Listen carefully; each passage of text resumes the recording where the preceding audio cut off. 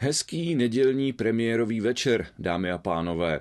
Dnešní host bude ze zahraničí. Před několika lety navštívila Prahu Deborah Hyde, šéfredaktorka britského časopisu The Skeptic. Deborah Hyde není jenom skeptičkou, ale je to i folkloristka, kulturoložka, antropoložka, ufoložka, ale zároveň je to znalkyně pověr na upíry. No a to jsem si samozřejmě nemohl nechat ujít příležitost, nechat si vysvětlit, proč v očích Britů byl Upírov právě náš region, respektive Rakousko-Uhersko. Tak se pojďme zeptat.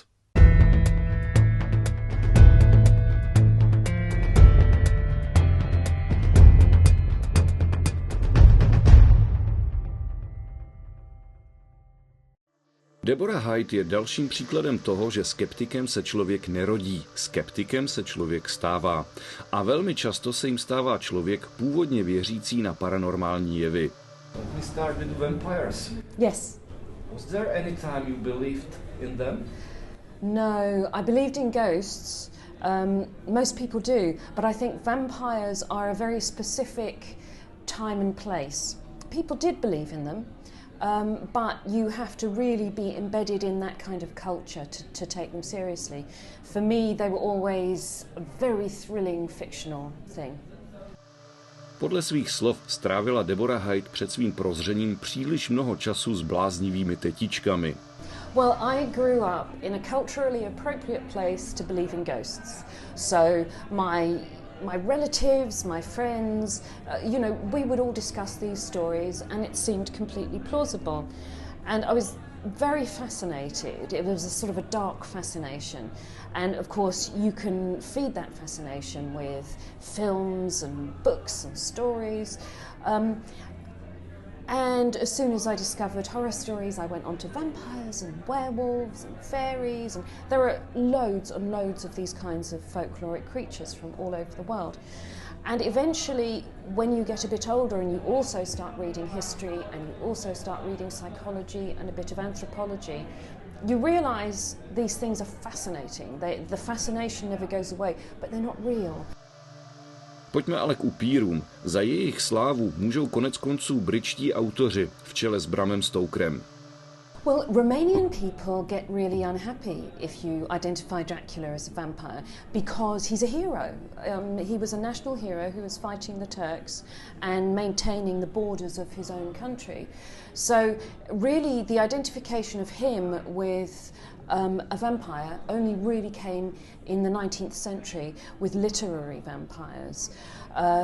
The folklore of what people thought were real vampires, people returned from the dead, came from rather a different place, kind of more southern Europe, Greece, Serbia, places like that. And because it's such a fantastic idea for fiction, it was taken up and used a lot in the 19th century. There was a woman called Emily Gerard who wrote a book called The Land Beyond the Forest, and it was a travel book in a day when people didn't really travel much. And Bram Stoker used that for information about these foreign lands when he wrote Dracula. So I think that the identification came later. O tom, že se u nás našlo několik pohřebišť s protivampírskými zásahy v čele se stále kontroverzními Čelákovicemi, se mezi britskými kulturology ví. Yes, I do know. They were buried face down, weren't they? And that seems to be a common preventive measure in many places to stop people. The idea is very, very mechanical. The idea is that if this person wakes up in the grave and they start scrabbling to get out, then they're going down instead of going up. So it's very practical. And in fact, most of the measures that were taken against folkloric vampires were quite practical, given what happened to bodies after they died, processes of decomposition. So we think of staking as being very dramatic, but actually if you had a body that was bloating and full of gas, which they do, then a stake would be a way of keeping it in the ground. Bear in mind, these people didn't have coffins a lot of the time. They didn't have really deep burials. They certainly didn't have mechanical diggers. So you would have people who didn't understand the processes of decomposition, and they would be burying bodies sometimes maybe only 2 or 3 feet down. And the bodies would be attacked by wolves or predators, or would just rise to the top because it wasn't very deep. And so they were trying to get them back into their graves. It would look as though the bodies were moving by themselves, but they weren't really. Nebyl to jen Bram Stoker, ale například i Joseph Sheridan Le Fanu. Ti všichni měli za Upírov Rakousko-Uhersko. Deborah Hyde navštívila Balkán a má proto své vysvětlení. Vampires were really believed in that part of Europe for many centuries, but the Ottoman Turks receded. The Austrian Habsburgs got to see what these people believed in, and it was peculiar to them. People only write things down that are peculiar. So they noticed that these peasants were performing rituals. So that was a very specific time and place. People had a certain amount of religious freedom under the Turks that they didn't under the Austrians. You had to be Catholic under the Austrians. So you could have pagan elements of your religion come back up. These specific things come out under cultural circumstances.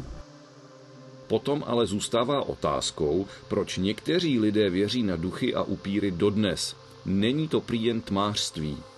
There are better explanations for why people believe in these things, and it comes down to how we relate to each other, how we tell stories, how we record the world ourselves, because we're not machines.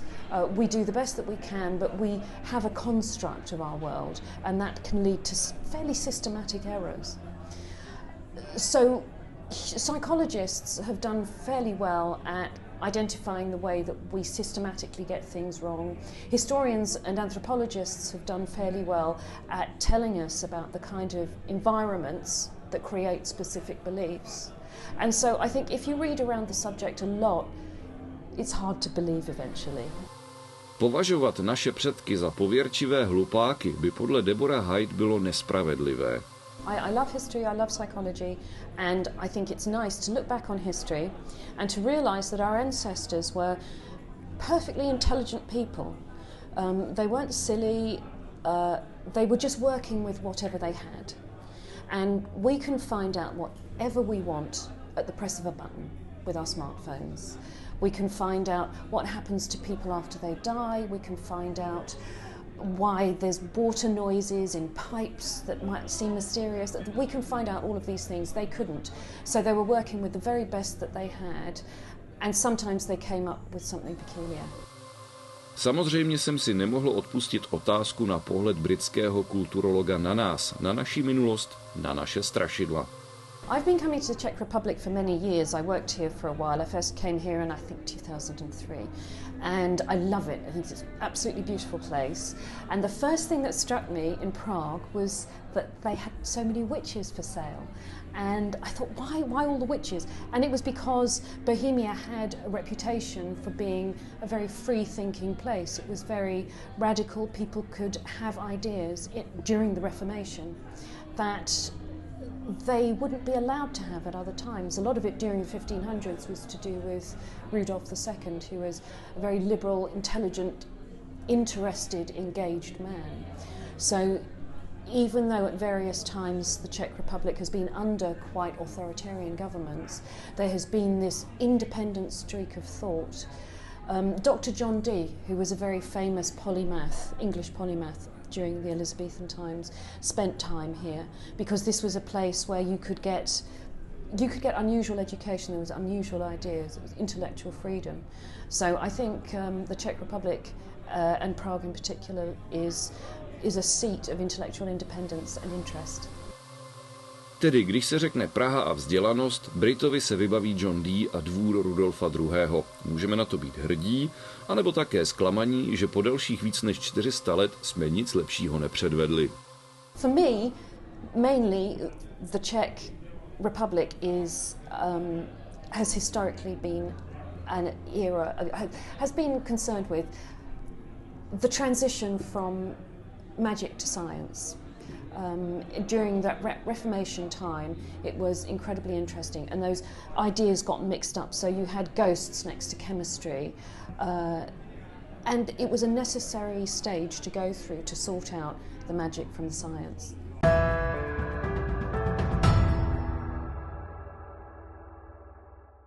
Tak to byla Deborah Hyde. Dnes to bylo sice o něco kratší, věřím, ale že to bylo informačně dostatečně zajímavé, že jsme se zase něco nového dozvěděli. Pohled zvenčí obohatí vždy podle mě.